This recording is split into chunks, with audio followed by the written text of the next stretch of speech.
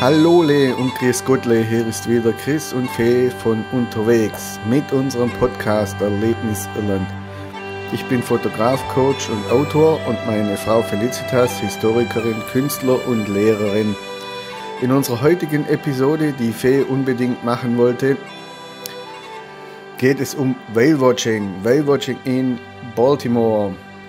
Von Baltimore haben wir euch schon mal in einer früheren Episode erzählt vom Sack von Baltimore, als Baltimore, die Hafenstadt von Piraten, heimgesucht wurde, beziehungsweise das Piratennest Baltimore und den Bewohnern, die sich mit Raubzügen an der irischen Küste einen Namen gemacht haben. Wenn ihr euch die Episode 7 mit Reiseleiter Dennis Hartke angehört habt, dann wisst ihr auch, dass man im Westen Irlands darüber hinaus zu bestimmten Jahreszeiten auch noch gut Wale beobachten kann. Mit Skipper Michal haben wir uns aufgemacht, um die großen Meeressäuger zu suchen. Viel Spaß bei dieser Episode. Heute sind wir wieder in Baltimore. Wir stehen direkt am Hafen mit wunderbarem Meerblick. Heute machen wir eine Fahrt mit der Sea Safari.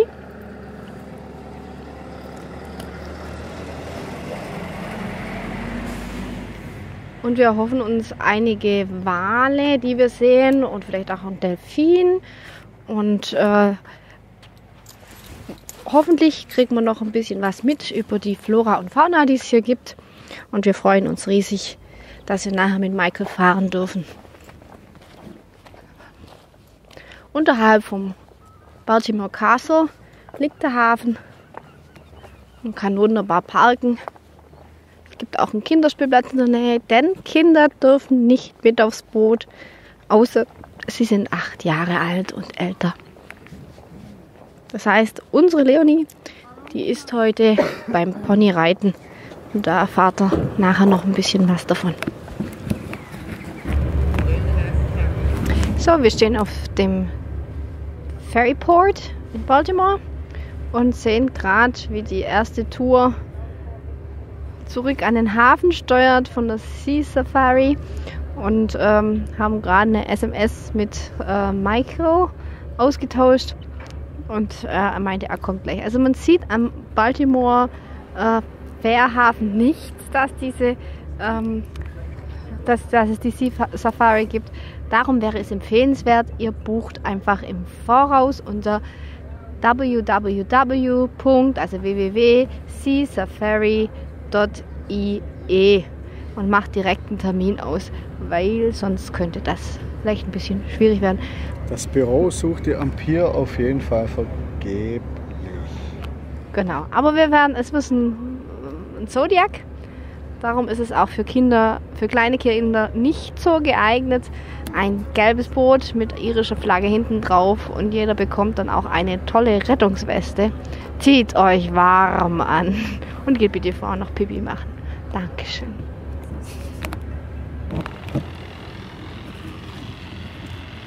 Das Boot legt gerade an. Oh ja. Did you find some whales? Yes, Mickey whales, yeah. Brilliant. Dolphins too? Yes, all dolphins and seals. 2 sorts of dolphin. Oh, lovely. Also Michael ist auch Leuten behilflich, für die es Aussteigen ein bisschen schwieriger ist. Hi guys, sorry for keeping you so long. Hi. Wait a minute, hello, Hi. how are you doing? Hi. How are you? Now guys, okay, behind that. Okay. So, Michael gibt die Besten aus. No, I say just like that. So that's Christoph, my husband. Hello, how are you doing? Now these ones here just come through your legs from behind. Okay. And they will clip into these clips, okay? Okay, thank you. Also auf alle Fälle schnallen wir uns jetzt gerade fest.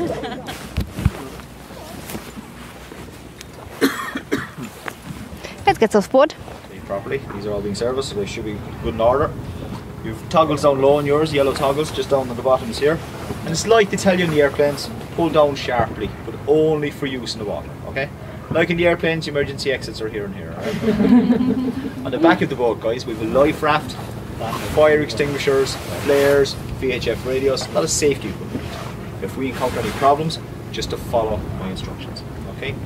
If you need to stop the boat for any reason, just tell me, we will stop the boat, okay?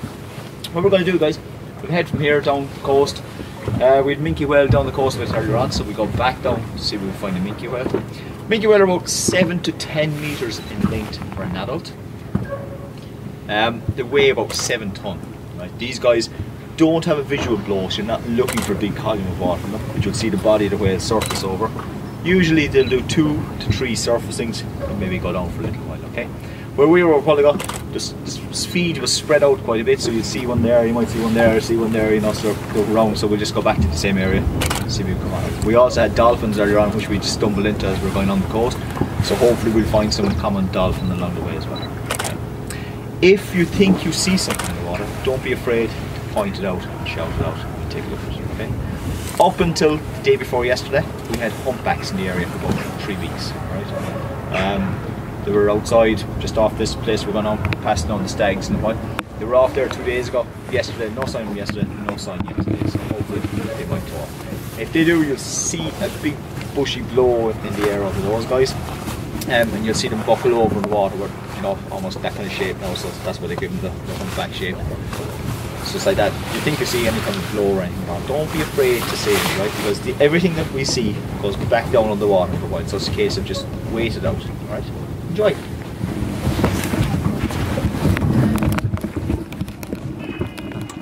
Das ist eine kurze Einführung. Das Boot wird gestartet und jetzt wird es gleich losgehen.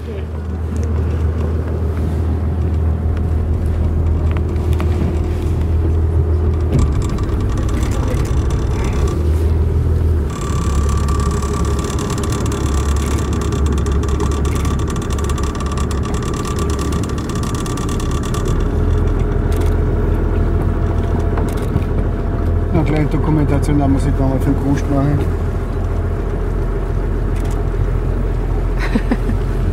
Also er heißt Michael, nicht Michael, sondern Michael. Michael. So, man hört die Motoren.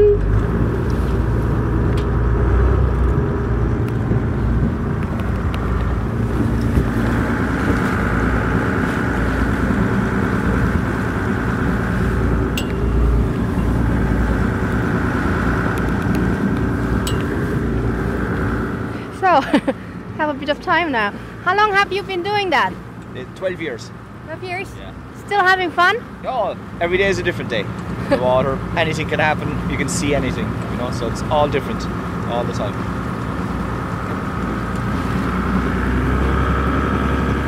But today's a great day. Today's a great day without rain. Good day for seeing things today now, because if they're there, the water's so clear, so flat, you know, it's an ideal day for it, yeah.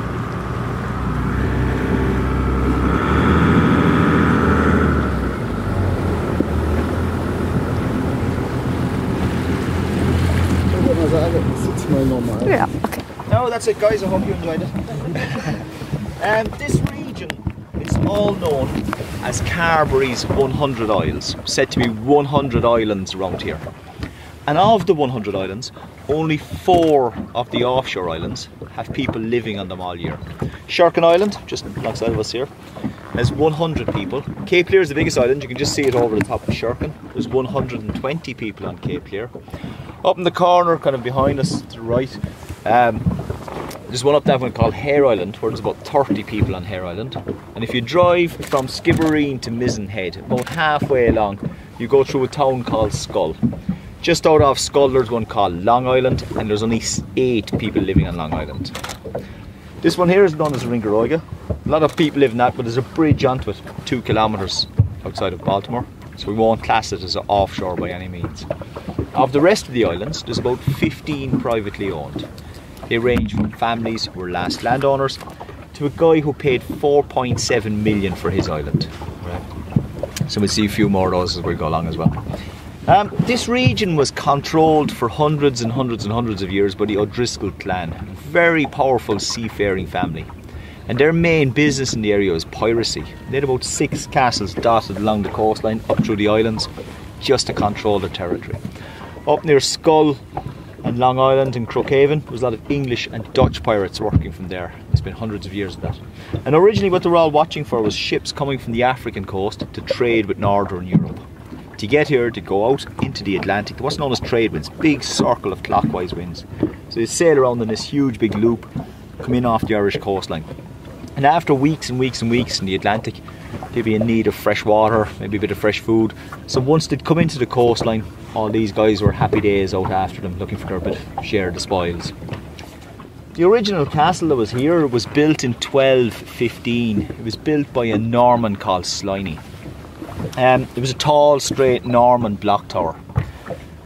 Shortly after he built it, the McCarthys and the O'Driscolls ousted him out of town, and then the O'Driscolls took control of the castle. And they held that castle until 1537. There was a ship with wine going from Portugal to Waterford, and they asked for safe haven from a storm. Being nice people, the O'Driscolls gave them safe haven on condition they could sample the wine. They liked it so much, they took all the cargo of wine off the ship. Some say about 60 tonne of wine, and they hid it on Sherkin Island. So traders of Waterford had enough. There was 200 years of ill feeling between themselves and the O'Driscolls. So they paid mercenaries who came up in heavily armed ships, and they pillaged and burnt the whole of Sherkin Island in retaliation for it. They caught the O'Driscoll fleet by surprise in the harbour. They managed to sink and burn a lot of those. Then they laid siege to the castle that was here for a night with cannon fire before burning it in the morning. So what's there now? It's known as a fortified house. It was built mid-1500s. And that was the end of the O'Driscolls as a piracy force. They never really regained after that. 1601, there was a thing called the Battle of Kinsale. It was when a large Spanish armada was coming to help the Irish against the English. It didn't work out too good for the Spanish and the Irish. And O'Driscoll's sons were pilots for the Spanish armada, so they were supposed to give over all their lands and titles. A lot of what they had they gave to the Spanish rather than give them to the English. Just before they handed over Baltimore, they received a pardon from Queen Elizabeth for giving services to an English naval fleet that was becalmed off the harbour to give them fresh food and water supplies. So they didn't have to get rid of Baltimore. They couldn't afford to run it. So all the area on your right hand side over there called the Cove, they leased all Baltimore out to a guy called George Crook, who founded Crookhaven, which is up near Mizen Head. And he brought people in from Cornwall and Devon, southwest corner of England, to live here and work in a fishery that was going on called pilchards. All was going well until June 1631, when 2 Algerian corsairs or pirate ships arrived. They anchored outside of the harbour. In the dead of night, they rowed into a beach in the back of that place, and they took 104 men, women and children to slavery in Algeria, famously called the Sack of Baltimore. Afterwards, most of the population left here and moved upriver to Skibbereen, just to get off the coastline, away from all the piracy nonsense. Fishing stayed the main industry. Was pilchards until 1840s, and then it became mackerel. And the mackerel industry that came here was huge. By World War I, Baltimore was the biggest mackerel landing port in Ireland and one of the biggest in Europe, one of the busiest in Europe. Just over this boat here, you see where the buses are parked. There's an orange building inside the trees. That was a railway station, and the train ran from Cork to Baltimore until 1961. The rail tracks actually ran onto the fishing pier. And coming up for World War I, they were exporting up to 8 trains of fish a day out of here. The majority of that was going to the American markets, small bit to the English, small bit to the Europeans. All slowed off during World War I, picked back up, and then the Americans had the Great Depression, so they stopped buying the fish. And even when the Depression passed, they decided they were supporting their own fishing industry, so they still stayed out of the markets. So it kept the markets shut here, and it led to huge immigration out of the area. Fishing is still an important role. There's about 12 boats fishing out of Baltimore. But tourism is the main direct employer in this region.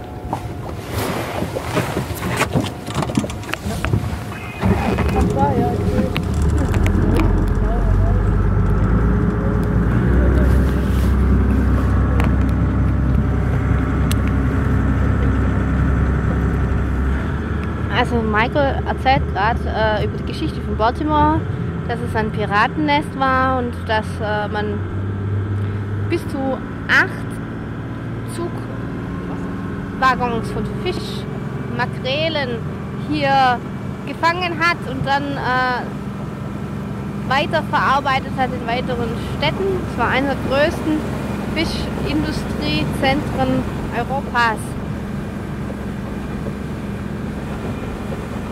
dass wir hier Sklaven hatten, die von hier nach Algerien verschleppt worden sind, haben wir ja schon im Baltimore Castle gehört. Er wiederholt die Geschichte nochmal, denn Fischerleute sind die besten Geschichtenerzähler, heißt es doch. Wir kommen gerade wieder vorbei an dem Wahrzeichen Baltimores, diesem Kegel auf dem Berg, weißer Kegel. Da wird er sicher nachher auch noch was dazu erzählen. Das Wetter ist heute traumhaft. Das Boot kommt wieder zum Halt. Just over the pier in Shirkin, the building that's there was a friary. It was built in 1460 by the O'Driscolls for the Franciscan order. That was all pillaged and burnt by the Waterford men when they came looking for their wine. The big building is a hotel, and in front of it you see the stone towers. That was an O'Driscoll fort called Dunalung, Fort of the Ships. They keep their ships at anchor high up in the harbour, give them easy access to the harbour in all winds. A lot of the crews would live and stay on Shirkin for themselves. Just outside the big white tower on your left hand side is called the Beacon, and its purpose is a landmark for the harbour's entrance. When you're off at sea, the land would all look the same, and it just signifies there's a clear harbour inside here. There was a previous tower there from the 1600s. After the Algerians came here, there was a watchtower built for keeping a lookout on the coastline, just in case they were coming back again at any stage. And up high on the other side, you have a lighthouse on Shirkin Island. It was built in 1886. The tower itself is just a series of cast iron rings put together with a light on top. A spiral staircase up the inside. The original light was paraffin, so the keepers used to just fill it up at night, light the lamp, and then extinguish it in the mornings.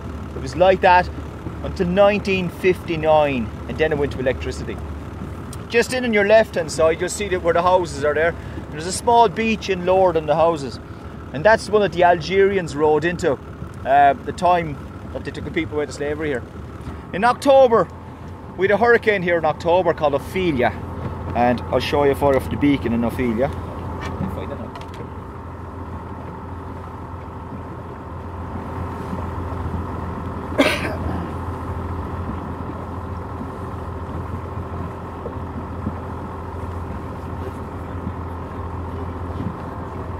That was the beacon on Hurricane Ophelia. Oh. Also mehr Wellen, also ziemlich weit oben beim Beacon, beim Kegel. Ich zeige kurz das Bild an alle Mitfahrer.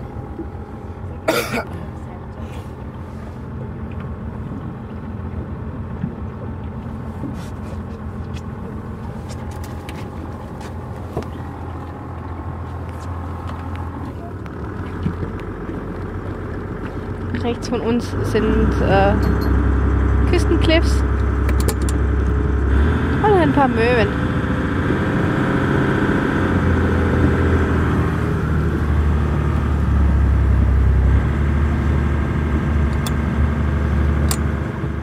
For those of you guys there, you know it's breezy now. For those of you that don't have sun cream on, it's advisable to put some on if you have it. If you don't, I have sun cream here because the reflection off the water in a day like today will give you a very good sunburn.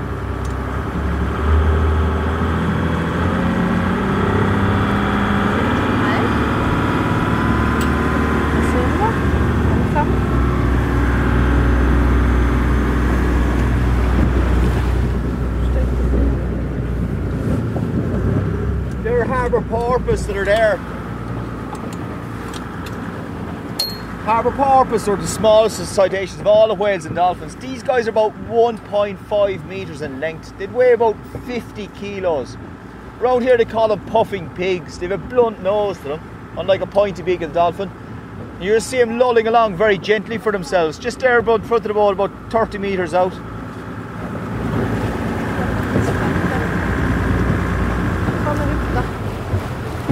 These guys are very boat shy. Unlike a dolphin, they won't approach the boat for a swim alongside it, but we'll just pull up here and we'll stop for a second and we might get a few views. Usually, like all these whales and dolphins, about 2 to 3 showings. They go down under the water for a little while, about 90 seconds, and they pop back up. But they could pop up anywhere different. They just move along under the water quite a bit for themselves. turn the engine off, you hear the puff as it Ah, comes sì, up. l'ho visto, l'ho visto. Got away off towards the beacon. Guarda, guarda. So you can see how small these are. You know. And if you drew a line from the beacon in Baltimore to the far end of Cape Clear, which is a big island outside, and away across through the islands in the bay, it's a special area of conservation for the protection of habitat for these guys, for seals and for otters. These guys normally are found within 6 kilometres of the coastline. Very rarely that they go outside of that. Normally you find them little tide eddies, little tide lines where they're just feeding up and down the edge of the tide line for themselves. Und es geht weiter.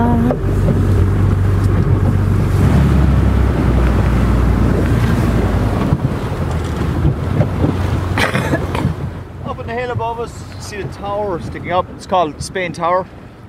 Next headland down has another tower on it. That's known as Toe Head. And away out to our left is Cape Clear Island. There's 2 towers on that. One is a disused lighthouse, and the other is a coastal tower like this.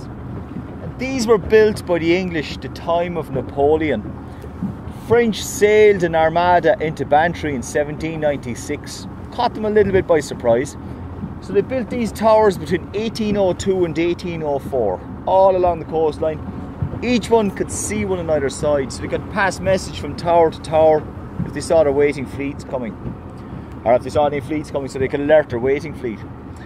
All the rock formation around the coastline here is old red sandstone, and it's laid down with slate and shale and all mixed in with it, so it makes it weak and vulnerable in places, and the sea is very good at exploiting that. So all on the right hand side here you'll see sea caves, sea arches, sea stacks, and the same going down the coast. And inside the shoreline you'll see where the slight shaly rock is sliding away from the hard rock inside. And that's just all the effects of the weakness in the rock being exploited by power, sea and wind as well. Also Erosion ist ein großes Problem, weil einfach der Stein an der Küste zu weich ist.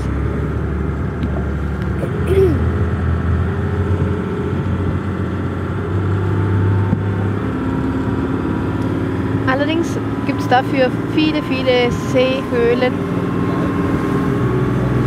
Ships come in from the Atlantic. In the left hand side, the valley that's here was one of the good places that used to come to take on water supplies.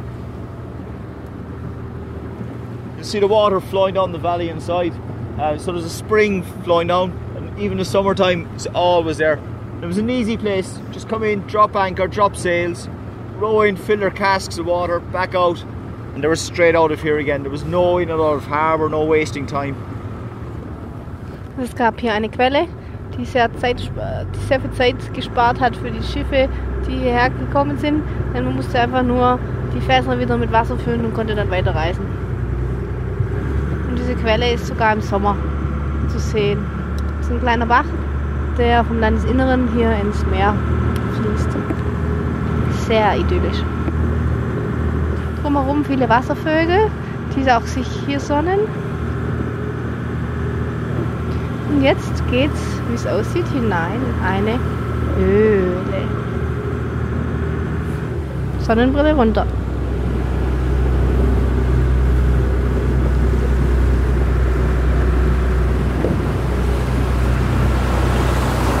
Man hört das Meer rauschen. Und jetzt riecht man es auch. Riecht sehr salzig. Nach Muscheln.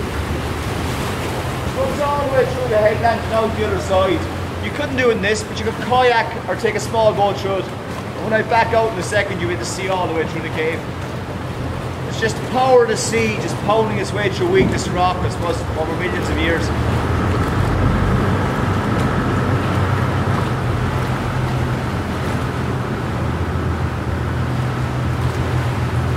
Just on the left hand side, outside of the sea, you see the folding and creases before like a bad movie set. Die Höhle ist ein Beispiel für die Erosion, die das Wasser und der Wind hier anstellen.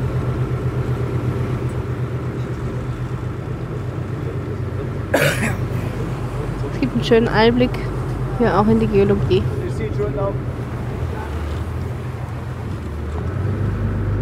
Da kannst du durchgucken.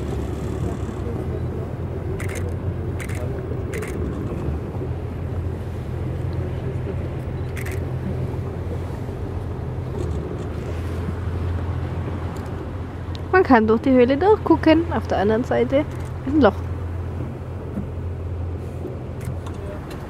Just up on the right hand side here, you'll see the seal up on the rock, small one, which is an Atlantic grey seal. You'll see him bobbing up and down on top of the rock, heading for the water.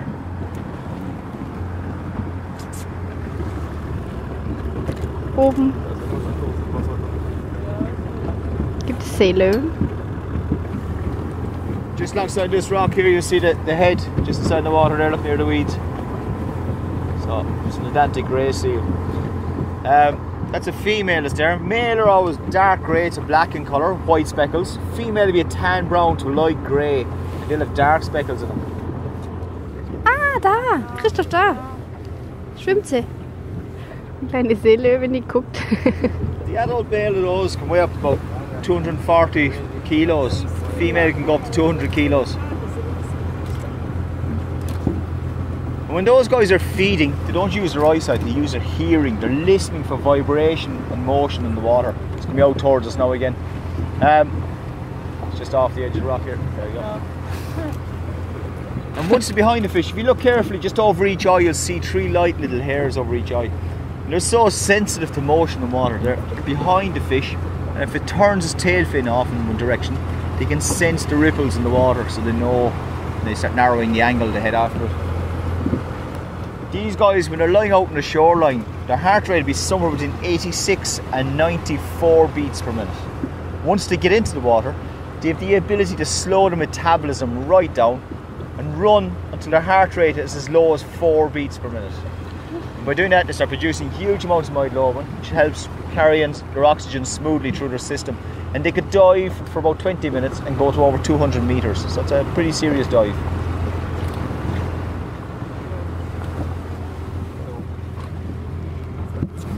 Just up in the cliff ahead of us, all the birds are sitting out the rock in the grass ahead are fulmars.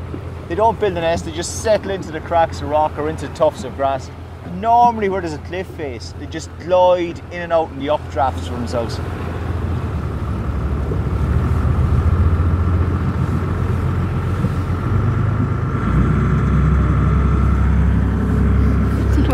Der Leonie sagen, niedlich.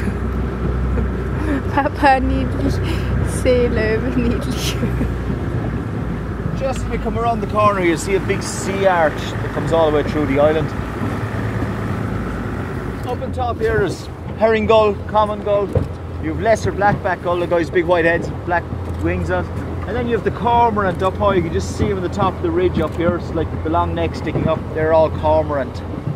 As we go down along the coastline, we're going to go way down to your left where we had the whales earlier on. Big white birds with black tips in the wings are gannets. You'll see them soaring around looking for the fish. When they see it, they start diving like arrows into the water. See them tucking on the wings and heading down. Für Kormorane gibt es hier und andere Wildvögel. Nachher sehen wir uns noch das Walgebiet an. Wenn wir Glück haben, sehen wir da auch noch ein paar Wale. It's the biggest dive-well wreck in Europe. It's called a Kowloon Bridge. And in 1986, the Kowloon Bridge was over 350 metres in length.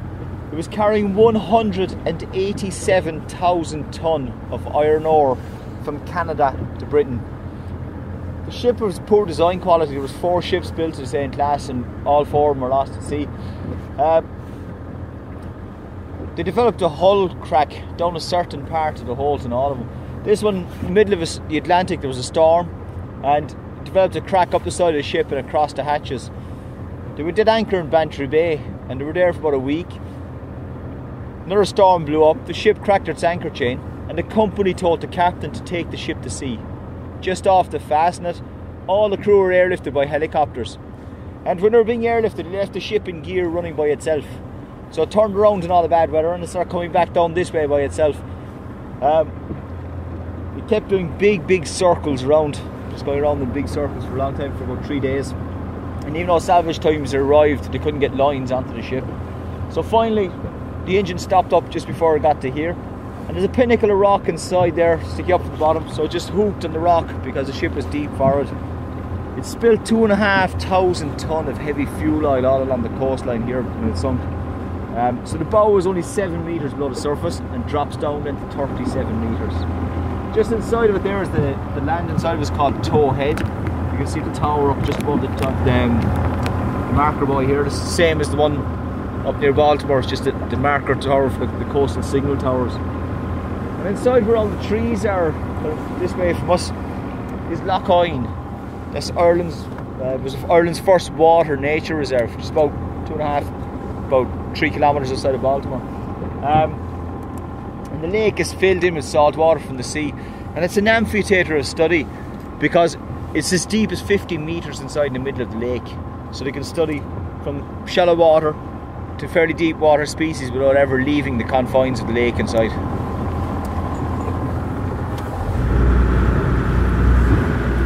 Irgendjemand hat irgendetwas gesehen. Sind Wasservögel offenbar im Wasser. 3 Stück. Hallo Wasservögel. Gut sieht aus.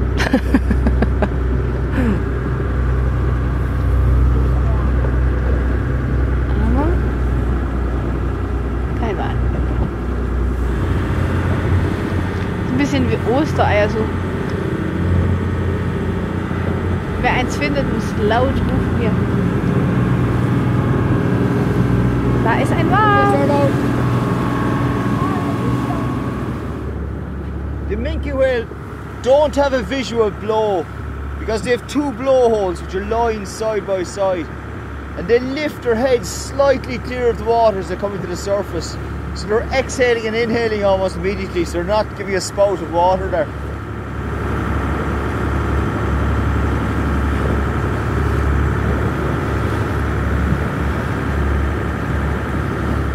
These guys are all feeding quite deep in the water, feeding near the base, probably on sand eel, because there's no bird activity whatsoever with what's going on.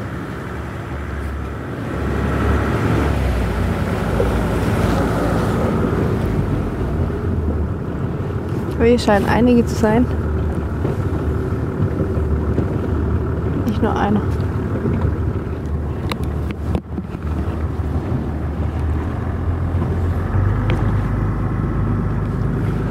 Gehen wir ein bisschen näher, vielleicht haben wir Glück.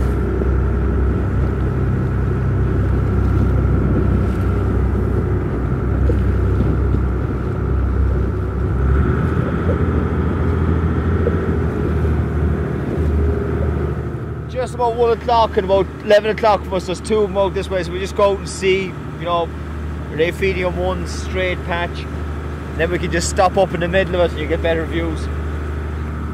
Wir gehen heran, dann kriegen wir vielleicht eine bessere Sicht auf die Wale. There it is there now again outside.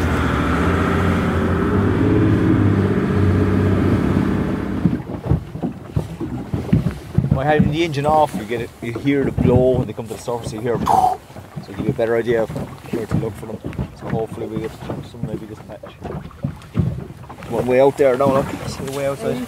There should be 2. There should be 2 here somewhere around close to us. There's one behind us, guys. The other side, right hand side. Just on the edge of the ruffled water here. So you should see that one again.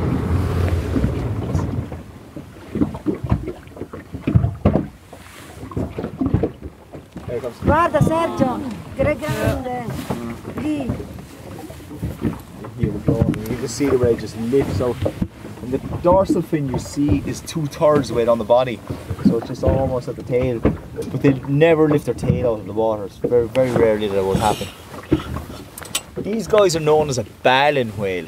There's this now again heading in. And down from the roofs of their mouths hang plates of fibres, which is made up of keratin, same as your fingernail. And it forms almost like a curtain around inside their mouths.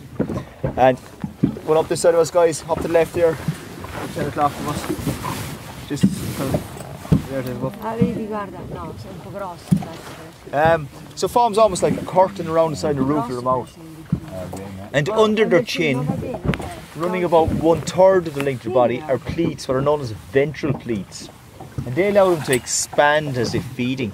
So they hinge their bottom jaw to 90 degrees, they swim through the water sideways, and they scoop up all the fish and water they can get.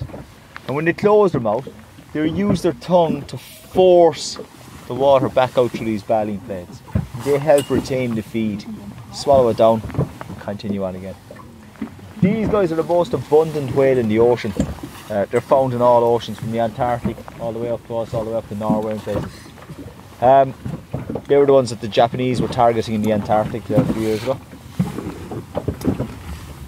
These guys normally arrive into us about April, and they'll stay until mid or late December.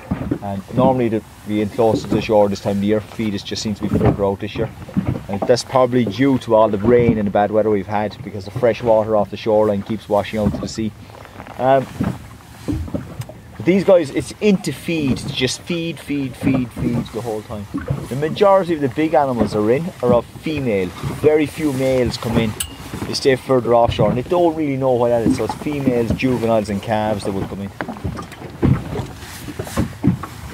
Just like that, how small button is.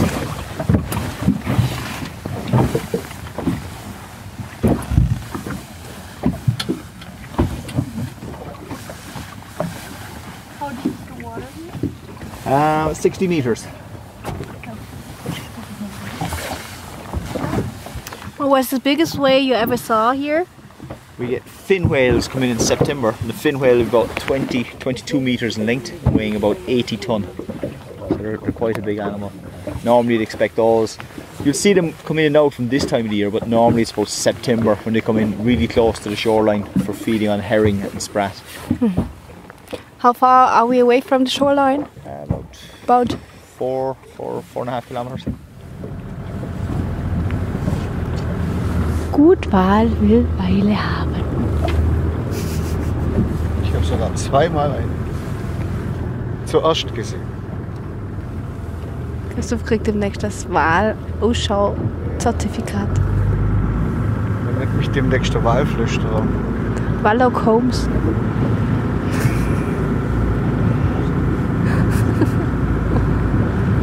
You can call me the Whale Whisperer.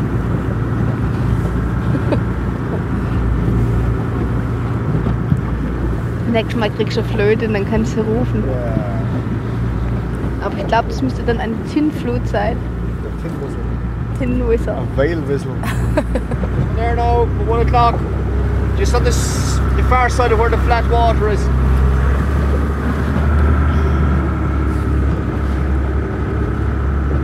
Yay! Da vorne. Nee, 1 Uhr. 1 Uhr.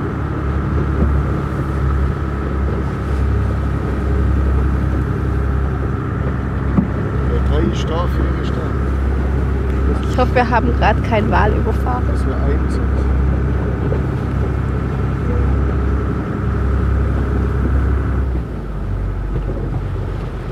They're now ahead of us.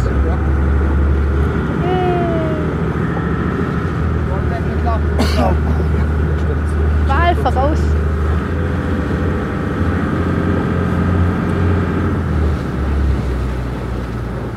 Ich würde sagen, Flossen weg. Flossen weg.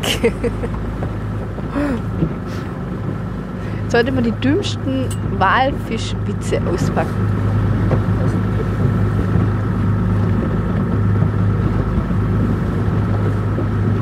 Captain Ahab und Moby Dick.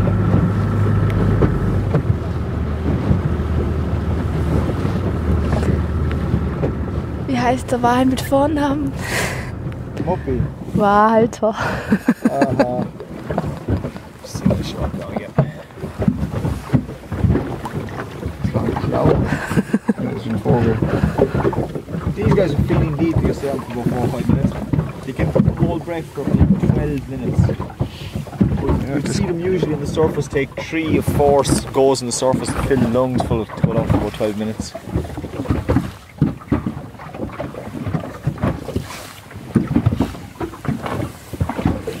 Nichts mehr.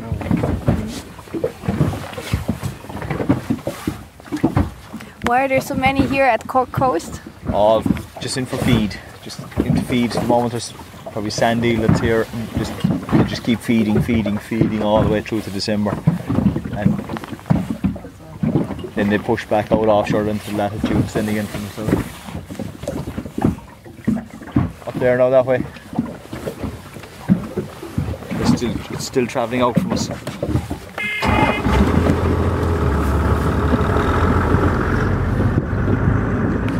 So, also nicht nur Leute kommen hierher für gutes Essen, sondern Wale auch.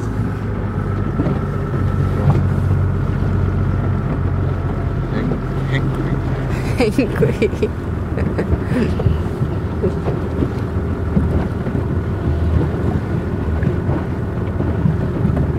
Essen Sie dann Walnüsse?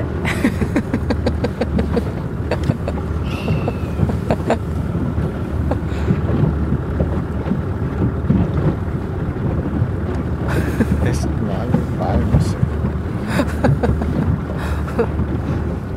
Nee, Waldmeister. Trinken Sie auch einen Wal und so sein. Ja. Kann sehr vor die Wahl stellen. In front of us, guys, right in front of us. That should come up again because we're down very flat, so we should see it again.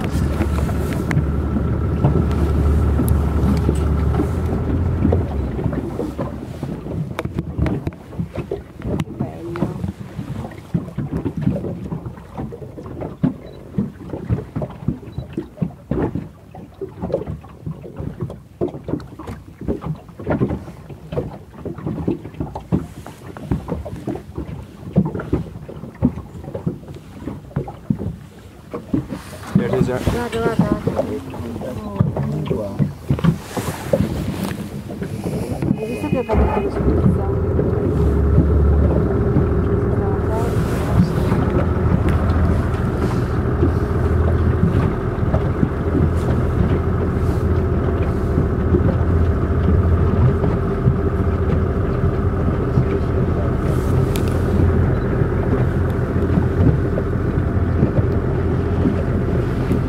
Alle sind ganz ehrfurchtig hier.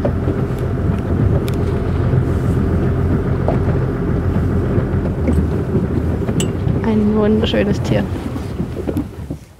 Was wir gerade gesehen haben, ist ein sogenannter Minkwal. Tolles Tier. Very shy this afternoon. Also wie man sieht, es lohnt sich auf alle Fälle mal mitzugehen und Wale zu beobachten.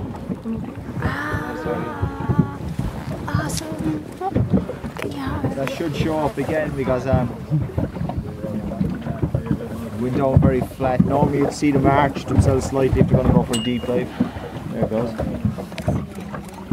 So it should come up again because it's gone flat again this time. Christoph, kannst du mal probieren? Ein Vogel. Ah, wow! There it is! You can see the way the arch is back and forth. It's gone a deep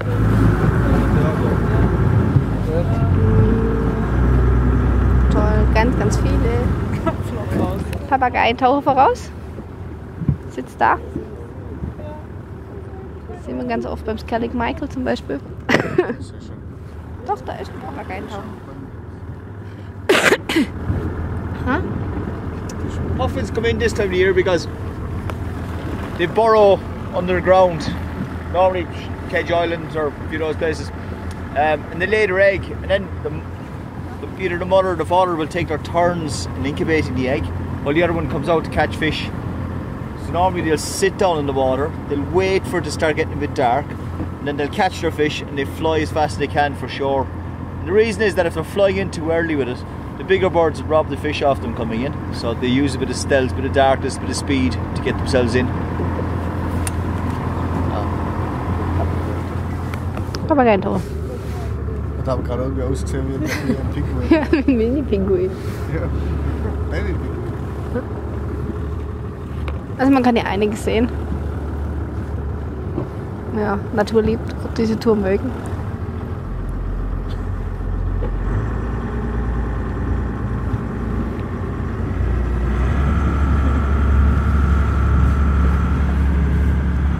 Ja, also zu den Fragen. Was hat euch jetzt hier auf dieses Boot verschlagen? Wollten halt auch mal noch mal raus aufs Meer, gerade bei dem wunderschönen Wetter. Und ja, mal gucken, ob wir auch ein paar Delfine und Wale sehen. Also ja, eigentlich das so der Hauptgrund gewesen.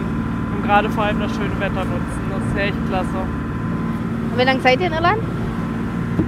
Insgesamt 13 Tage. Jetzt ist heute unser 6. Tag. und haben halt angefangen in Dublin und fahren mit so einem Campervan die ganze Insel halt, oder zumindest einen Teil der Insel ab.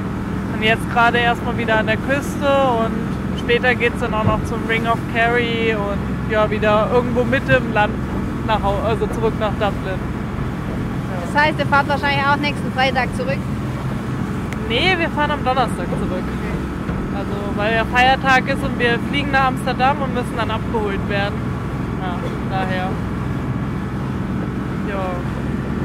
Habt ihr besondere Empfehlungen, was man unbedingt gesehen haben muss in Irland? Mal überlegen. Also Dublin ist bestimmt mal ein Erlebnis, einfach mal zu gucken, aber es ist halt auch wirklich Partymeile pur. Also ja, ansonsten, wenn das Wetter schön ist, wirklich mal an den Stränden lang gehen. Das war auch sehr, sehr schön. Was haben wir sonst noch? Rock of Cashel, sehr, sehr toll gewesen. Hatten direkt davor einen Campingplatz, der aber auch ein Bed and Breakfast hat. Und zwar genau am Boden, also am Fuß davon, sodass man halt morgens aufsteht, den Rock of Cashel sieht und noch so eine Abtei, die da in der Nähe ist. Das war wirklich richtig schön. Und ansonsten, klar, in der Jameson Distillery waren wir jetzt mal drin, das war auch toll. Einfach mal zu sehen, wie wird das Ganze gemacht. Ja. Das war doch schon ein paar tolle Sachen erlebt. So. See how fast the two are traveling. It's a mother and a juvenile. Whether you can see the mother is up there, coming out across us, and the juvenile is following on behind her. So it's a mother and a calf. Also Mutter und Sohn oder Mutter und Tochter. Mutter und Kalb. Und sowas gibt, dann wäre vielleicht auch interessant, gerade mit den Campervan oder Campingplätzen, gerade jetzt so in der Vorsaison noch. Man kann wirklich von A nach B fahren und geht einfach hin, ja, ich hätte jetzt gerne einen Campingplatz und findet eigentlich auch einen, selbst wenn man erst um 8 Uhr abends ankommt.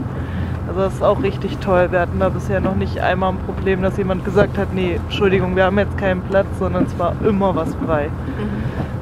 Also so für Campingleute vielleicht auch mal ganz interessant. Da hätte ich euch noch einen Tipp, und zwar der Campingplatz an sich ist zwar nicht so der Hit, okay, aber der TP-Campingplatz, das ist direkt neben dem Gallus Oratory. Ja. Und der Besitzer ist gleichzeitig auch noch ein Guide in der Region, der kann euch ganz, ganz viele Tipps geben und hat auch noch einen eigenen Pub, den er aber jetzt mittlerweile an den Sohn vergeben hat. Und der müsste in Ballydavid sein. Und da sollten so diese Krabbenfüße probieren, die sind gigantisch. Okay.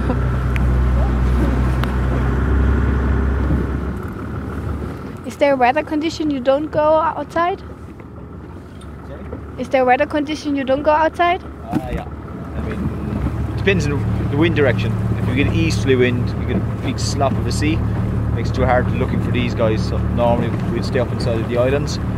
And if it's westerly, then it depends, like up to about 4 to 5 or so, you know, be enough, because people are not enjoying themselves and they're bouncing around too much. So, wir kommen jetzt langsam wieder Richtung Hafen. Wir haben ziemlich Tempo drauf, das ist total hart, nach dem Tag.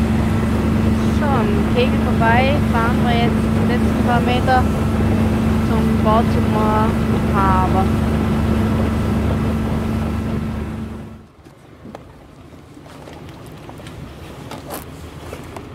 Für euch geht es jetzt weiter, noch ein paar Infos, Daten, Tipps sammeln. Ja, genau, jetzt müssen wir mit dem sprechen kurz. Ja, cool. Was wir ein bisschen Werbung für machen können. Ja, das ist auf jeden Fall sehr gut. Ja, doch. Ja, der war jetzt cool. Ja. Das war was Wie lange wir Besonderes. überhaupt unterwegs waren. Ne? War schon eine Weile. Ja. Ich denke, kann man empfehlen, auf alle Fälle. Er will halt auch, dass man was sieht und das ist halt gut. Ne? Also er sagt halt nicht, nee, wir sehen halt nichts, dann fahren wir jetzt wieder. Ne? Das ist halt schon schön. Aber er macht Umwelttour heute, habe ich das richtig verstanden?